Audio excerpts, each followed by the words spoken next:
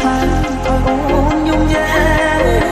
ឬមួយអូនស្នេហ៍គេទេព្រមជុំយេព្រោះតែស្នេហានេះទៅដល់ខ្ញុំព្រោះឲ្យអូ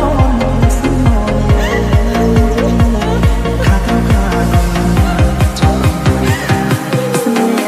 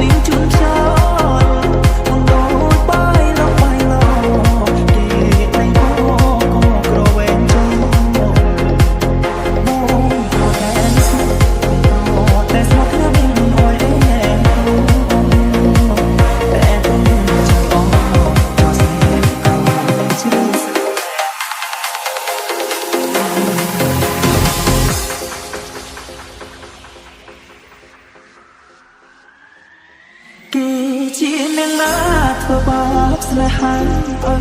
នយំញ៉ែឬមួយអូនស្នេហ៍គេពេកព្រមជុំយេព្រោះតែស្នេហានេះទៅដល់ខ្ញុំ